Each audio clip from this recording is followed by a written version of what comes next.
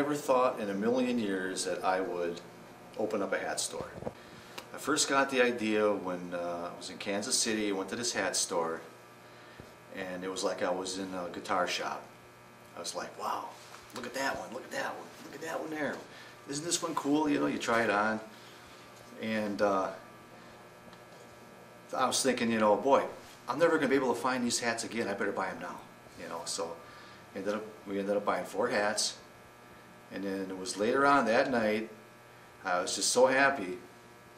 It's like, too bad there's not a hat store in Green Bay. And then that was my light bulb moment right there. That's when it finally hit me. By the way, it was one of those squiggly little energy saving light bulbs. I started out as a construction laborer. I was in between jobs, and there was a guy I knew that they were looking for someone to hire on. That's how I got started, and I just kind of worked my way into being a carpenter. You know, somebody was looking to hire somebody, figured you could make a carpenter out of me, and that's how it started. And after that, the business agent came on the job, asked if I wanted to join the union. Went to Milwaukee, took the test, passed the test, got a job on the way home. You know, something to pay the bills, and it paid decent. But then, you know, it was beating me up. Took a toll on my body. It's hard work, a lot of traveling, and I was lucky to be able to get out of it and collect a pension. I never saw that coming. But then after I retired, I wanted something to do. I just didn't know what. Yeah, this is the hat that started. I bought this hat in 1975, and of course the button's missing and just pretty worn out, as you can tell. And I could never find a replacement for this hat until I went to Kansas City. And that's what really gave me the idea. You know, to open up a store that has unique hats you just can't find anywhere.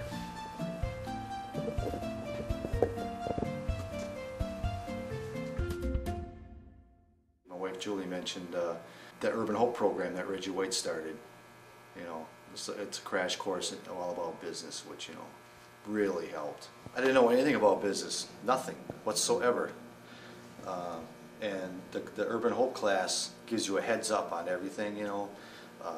Helps you put your business plan together, which I didn't even know what a business plan was. Something I didn't know until I took the class at Urban Hope was that I always was an entrepreneur. I just didn't know it. Because the foreman's on the job, they're not entrepreneurs. A manager in a big store, they're not entrepreneurs. But I always was, ever since I remember being a paper boy. You know, that's being an entrepreneur. Try putting a band together, 5 people, organizing, getting all your songs together, then trying to get you know, gigs, bookings. I didn't know it, but all that's just being an entrepreneur, you know. And I guess I always was. I just didn't know it until I took the class.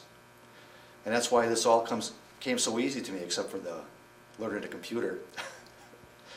And I was never behind a cash register before in my life. You know, that's all new to me. You know, and I'm still learning, getting all the bugs worked out of everything. I kind of had a vision about what I was going to do when I put the store together. I kind of knew what I wanted to display, some of the unique things, you know, that are all about me, you know, my past life, you know. And something I also didn't realize that I had in me was vision. I had this, well, there was a guy that was in the class, Urban Hope class, and he came in here and he looked around and he says, how do you have all this vision? How do you know what to do? And I just did it. This is what I want. You know, where he said, I never could have came up with these ideas. So that's one thing I didn't know I had too, was vision. Because of the store, you know, I'm happy with the store. I went to the library, got a lot of books, bought a few books, and read everything I can about how hats started, which goes back to ancient Egypt. And you know, through the Renaissance era, and they've been worn in military throughout the years, for dress, casual. I'm learning about all the different styles. And hats have always, are not a trend, they've always been a tradition. I'm learning more and more about different hats all the time. They serve a purpose, you know, keep you warm, shade your face in the summertime, you know, helps protect you from harmful UV rays. You always want to wear a hat to help shade your eyes.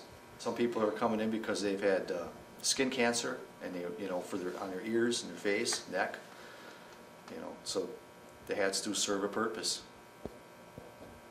And they also make you look good. A lot of them ask if I sell online, and I tell them no. Because you don't want to buy a hat online. There's a woman that over on Ridge Road, she sells wigs, and she's been selling them online. She says almost every one comes back because they try it on, they don't like it, doesn't fit right. It's the same thing with the hat. You got to try the hat on, see if it fits your face, fits your personality, because there's so many different styles and different sizes. You know, you got to get the right size. So you're better off actually coming into a place and trying the hat on. There was a guy that he was going to order a hat online, and he saw it here at the store, and he tried it on, and he said, "Boy, I'm sure glad I didn't buy this hat because I don't like it at all." You know, so you are better off trying the hat on, because it really has to fit your face. You know, it has to all come together. Here I have a lot of caps that are made in New York, from the New York Hat Company, made in the USA. So I'd say about 80% of my hats are made here in the USA. It's all about, you know, stimulating the economy. I really like it when I'm ordering hats and I know that they're made here in the USA. I know that I'm doing my part to help keep jobs here. First I got to see how this store does, and I'd like to expand into maybe Appleton or maybe up in Marinette.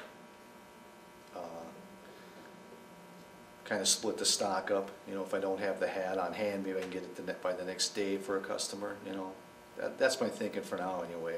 I have to wait till Social Security kicks in. Then I'll probably decide what I'm going to do with the store. Hopefully somebody in the family will take it over. That's what I'm hoping for. You know, keep this in the family. I don't really want to sell the business, you know, but you know, there's a lot to learn here. A lot to learn about the hats. You just don't want anybody coming in here and, you know, taking over the business. Got to know all about the hats. Got to know all about business. So we'll see. I'll cross that bridge when I get there. It's like carpentry chose me. It's almost like this hat store chose me. You know, it's nothing I really planned on. It's like a calling. It's not a job, it's not a career.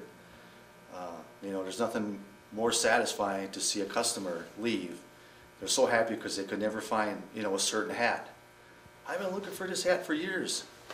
You know, they finally find it here, and it feels like I have a purpose. You know, to me that's more successful than, you know, than the money end of the whole thing. It's not all about the money, it's more about making the customers happy, finding that hat they can never find anywhere else.